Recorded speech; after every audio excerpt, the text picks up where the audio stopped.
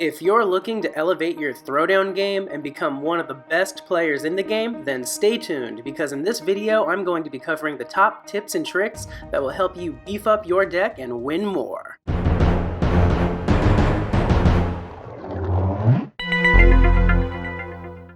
What's going on, guys? I'm going to be going over the top 10 best tips and tricks that I know of from years of playing this game to help you elevate your decks and help you become a top player. I'll be covering everything from best places to start and focus in on if you're brand new to the game, to how to get free mythic cards, and even more advanced strategies for Siege and Rumble. So without further ado, let's jump into tip number 1. If you're fresh to the game, one of the most important things that you should immediately do is join a guild. Being part of a guild can be a rewarding experience in its own way, but it also comes with its own perks. It nets you bonus Nixon coins in the arena to help you buy more card packs quicker to help you build up your deck. It also opens up more game modes for you to participate in, such as the Rumble and Siege games. To instantly join a guild, just click the flag icon in the bottom left corner of your screen and it will give you a list of some guilds with openings. If you really want to elevate your game though, and your enjoyment, I highly recommend finding a good guild.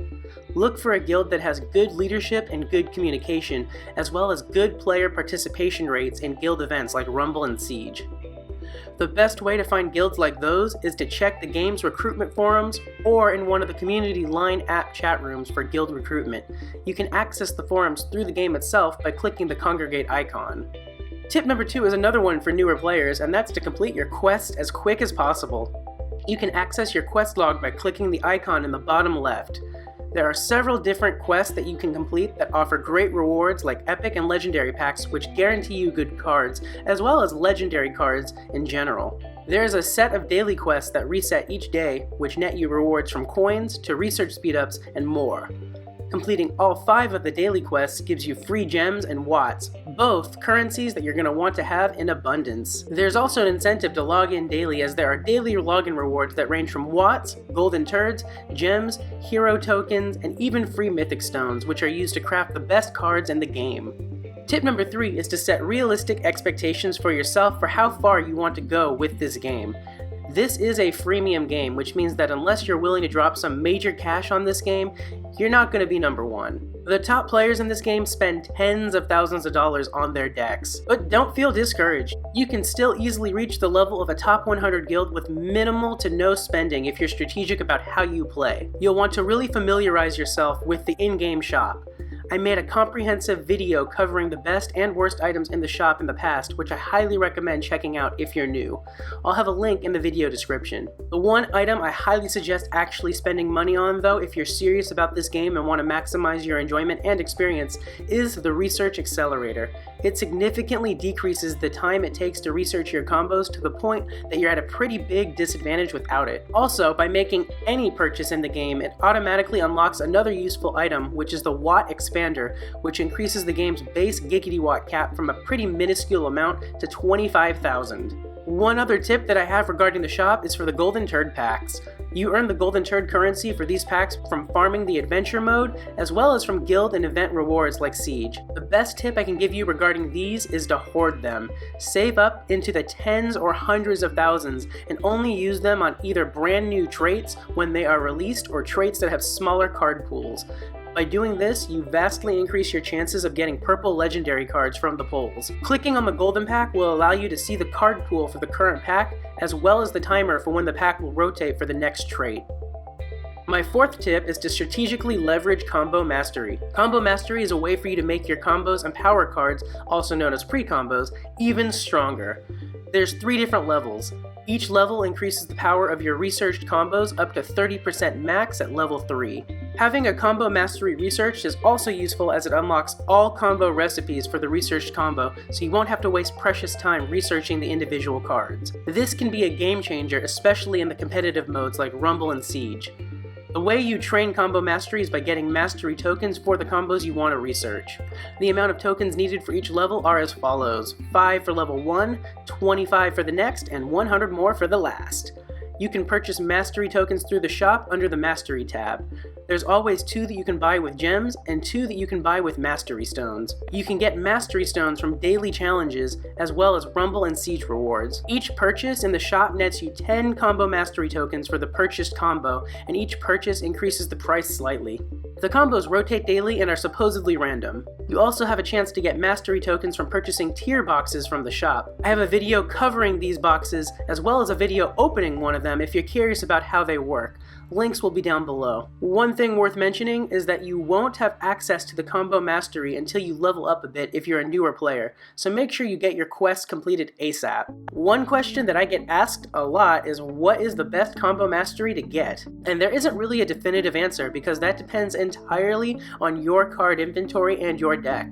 You want to focus in on combos that you use often and ones that you can make multiples of in a match to maximize its use. Since combo mastery also works on pre-combo cards, those are also great candidates to get it for, especially if you have multiples.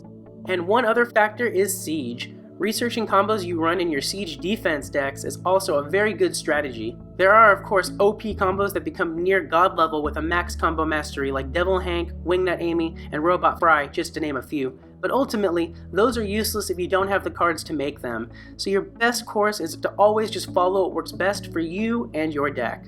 My next tip is to grind the arena and adventure islands. The arena is a no-brainer. You fight against other players' decks, and it's a good way to level up and earn your Nixon coins to open basic packs. It's also a good way to farm hero tokens for a particular hero, as you can refresh your opponents until you find one that has the potential for tokens you're looking for. What's good is that once you find the tokens you want, it will lock those in until you refresh again. Once you finish Arena level 14, you can choose to opt in to level 15, which is also known as the Secret Fight Club. Once you enter the club, it's a whole new ball game. You compete for crowns to climb the ranks. Losing a match in Secret Fight Club loses you crowns though, and if you lose enough, it will drop you out of the Secret Fight Club back to level 14, and you will have to grind again to get back in. As long as you play smart though, and work on building a solid deck as you work your way up through, this shouldn't be a concern. One thing to take note of, your opponents start receiving additional buffs once you reach 2500 crowns and higher, so pick your opponents with caution. Reaching the top levels of Secret Fight Club has its perks though, in the form of better rewards and challenges and events, which we'll cover more later in the video. As for the adventure mode, if you're a newer player, you're going to want to complete it as quick as possible as it's the most efficient way to build up your deck for free. The adventure consists of over 30 different chapters, with each chapter comprising of an island with 3 opponents. Each opponent can be replayed multiple times, each time increasing its difficulty. It's best to keep replaying the same opponent as each victory grants you a card reward. Beating the opponents on the gold and onyx difficulty grants you a set of epic blue cards. One thing to keep in mind about the onyx difficulty is that it grants bonuses to the enemy cards, so if you're having trouble beating them, you're going to want to try playing with the battleground effect, also known as a BGE, in your favor as much as possible. The BGE is a global effect that gets granted to a particular trait and rotates monthly. There's always 1 to 2 BGEs in effect at any given time. The effects can vary from additional card health and attack to granting skills like punch, shields, and the like. One thing to keep in mind is since the BGE is global, that means that your opponents benefit from them as well. So if you're having trouble with an adventure boss that's being granted even more perks from the BGE, you can wait until the BGE ends, so it will be easier. One additional thing to mention for the adventure islands, after you beat an opponent on onyx difficulty, any further matches against them will not net you any more cards. However, this is how you do grind the adventure mode for Watts and Golden Turds. In my opinion, the best island to grind is Island 26 with Time Travel Brian. Any of those usually work fine and give you the kind of best reward for the amount of energy used to fight, but that's just my opinion. Anyway, speaking of the cards, you're going to want to collect multiple copies of the same card in order to level them up. The tiers of the leveling goes as follows. You have your single cards, your fused cards, and your twice fused cards, which are also known as quad fused. You level your cards with Giggity Watts or coins, and once you have a copy of a card leveled to the max, the only way to power it up further is to fuse it together with another copy of that card that is also maxed out. The same cycle repeats with 2 fused cards to fuse them into a quad fused variant, and once you max level a quad, that's the strongest it can get. Your goal as a player, especially if you're newer to the game, is to get a deck exclusively made up of quad fused blue epic cards or higher rarity. While you're just starting and leveling up and pursuing your dream deck, don't look down on your rare green cards, as they pack more of a punch than the common gray cards. One thing to keep in mind, while the purple legendary cards are higher level than the epic blue cards, a quad-fused maxed out blue card is generally on par or in some cases stronger than a single purple legendary card. The best cards in the game are the elusive golden mythic cards. These are good at any level and absolutely should be in your deck. Which leads me into my next tip, mythic cards. A question that I get asked a lot, and I mean a lot, is how do you get a mythic card quickly and for free? Well, I'm sorry to say, but short of spending the actual cash on one, there are no shortcuts to getting a mythic. There are, however, several ways to go about getting a mythic card in the game with minimal to no spending. Some takes a bit of luck, while others just take time. Mythic cards are crafted with mythic stones. It takes 1,000 mythic stones to craft a single mythic card. You slowly acquire mythic stones each month from the daily login rewards if you remember to log in daily. You'll get enough stones to create one mythic card this way, which is a hell of a commitment. There are quicker ways though, but you're going to need a lot of luck on your side. One way is opening super epic packs. Each super epic pack has the chance of dropping 1,000 mythic stones. Even if you don't get the mythic, those packs are still great for newer players as they guarantee epic or legendary cards each pack.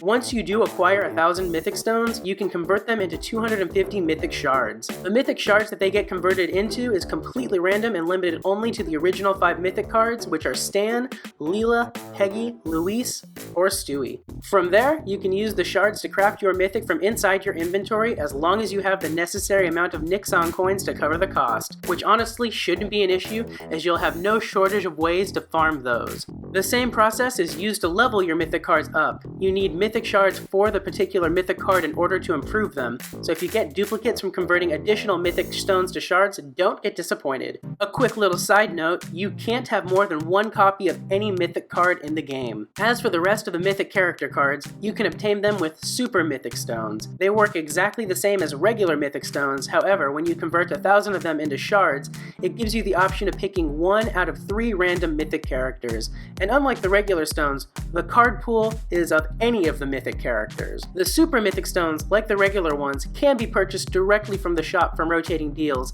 However, you can get them for free from event rewards and from opening tier boxes. Besides, as prizes from community events and rewards from challenges, there are a few other ways to get your hands on mythic cards for free or very little cost. You could see if Lady Luck favors you by opening the Mom's Mystery Box.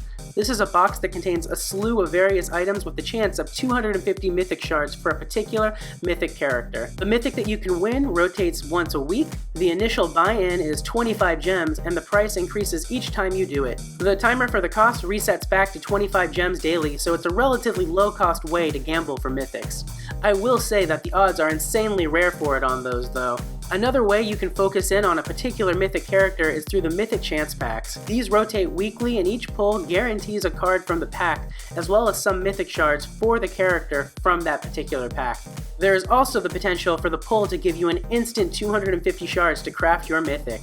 This route can be a bit more costly though, as each pull does cost 500 gems, but it does have the added benefit of allowing you to snipe for specific mythics. Now you may have noticed I only specified methods for how to obtain the mythic character cards, and you might be wondering, how do you get your hands on a mythic item?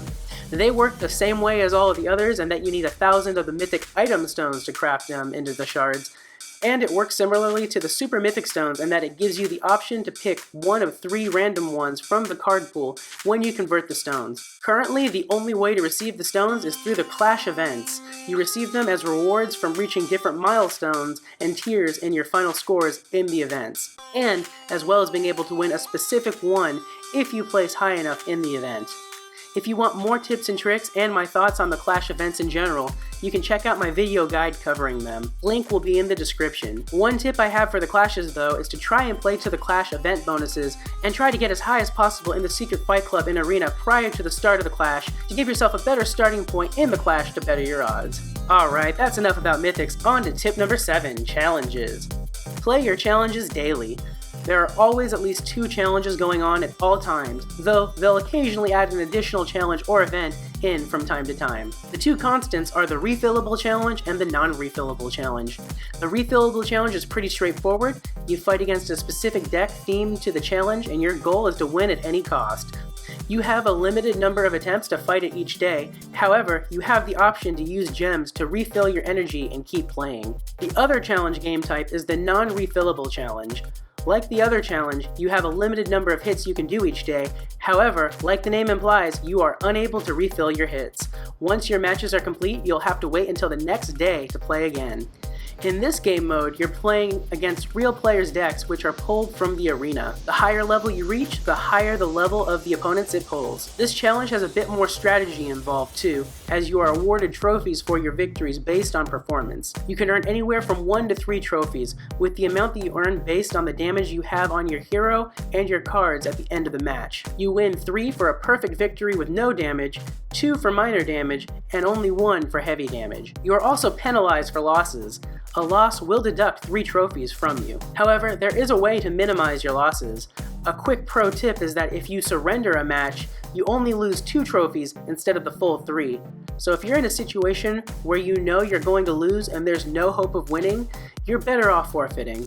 That's the essentials of the challenge. However, if you want to see gameplay showing the best strategies in action and even more tips and tricks on this game mode, check out my video of me attempting to place first in this challenge. A link will be with the others. It's important to play these challenges daily for the rewards. They're the only way to get Wonder Wharf coins, which can be used in the challenge shop to open hero token crates and super epic packs. The quick and dirty on these bad boys is that the packs are better if you're just starting out and trying to build your decks, as well as get lucky for possible mythics, while the crates are better for a bit later aim to level your heroes faster. If you want the full breakdown on these bad boys and how they work, check out my video of me opening 60,000 worth of them. The link will be with the rest. Alright, we're getting into those next level pro strats with this next tip. I'll be covering tips and tricks for the Siege game mode. Siege is a once a week guild event where guilds go head to head and compete for the glory of being the best. The goal? Complete and utter domination of the enemy. Participation requires at least 15 members be in a guild. The game is played with each guild picking 5 islands to defend. Choosing which island, as well as opting into the siege each week, falls to the guild leader or officers. You can pick an island for any trait or any show in the game. In the Siege game mode, the global BGE is disabled. Instead, each island grants buffs to the selected show or trait cards and combos. Once the islands are set, the individual players then have to choose which island they want to defend. Each player may only defend 1 island. For every player on an island, that island receives 10 HP. There is no minimum nor maximum limit to the number of players that can be on any one island. Once a player selects the island to defend, they can select which deck they would like to defend it with. Once the siege starts, players can no longer switch islands and have 24 hours to attack the enemy islands. The order of play follows the same format as the arena and non-refillable challenge play, in that the opponent goes first with a sleeper effect applied to their first card for 2 turns. Each player has 10 and only 10 hits.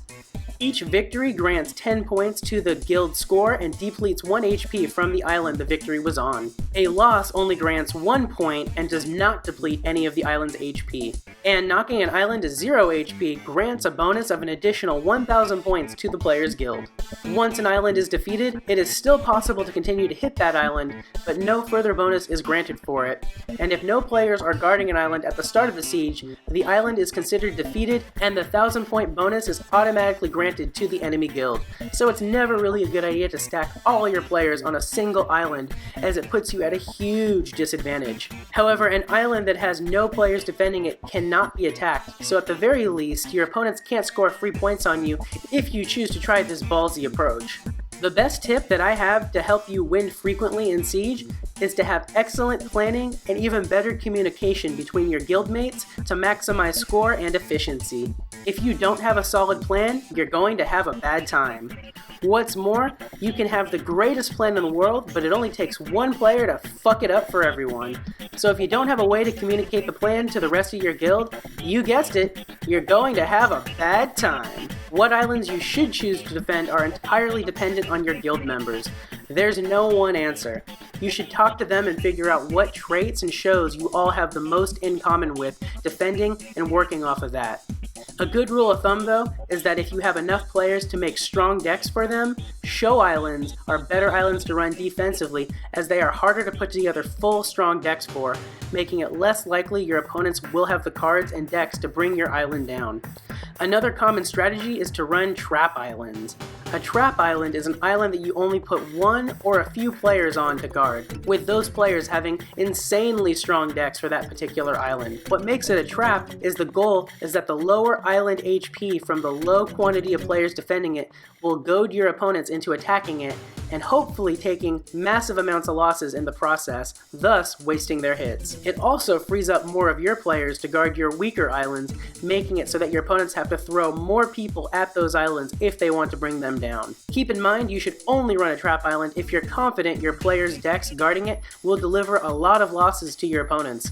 Otherwise, you'll just be handing them an easy 1,000 points. One other strategy you could run is if you have a lot of players who can't make a strong deck for any particular show or trait, you can run an island that gets no bonuses. Alright, that was a bit of a lie. Every island gets a bonus. However, there is one particular trait that currently has virtually no cards or combos associated with it, and that's the Hyper trait. There is currently only a couple cards in the game with the Hyper trait, and they don't go above the green rarity. This means that on a Hyper Island, you're free to just make the strongest deck you can possibly make without worrying about trying to stick to a particular show or trait, which makes it great to run when you have those newer players who aren't quite ready to commit to a solid trait or show. This strategy, of course, will no longer be viable if they ever introduce new Hyper cards. In the event of a tie in Siege, the victory goes to the guild who reached the winning score first. My next tip is going to be for the Rumble game mode. Rumble is another guild event. Like Siege, you need a minimum of 15 players in your guild to participate. This event takes place every few weeks and lasts for 5 days. You face off against another guild every 12 hours, and you have 12 hours each round to complete 10, and only 10, hits.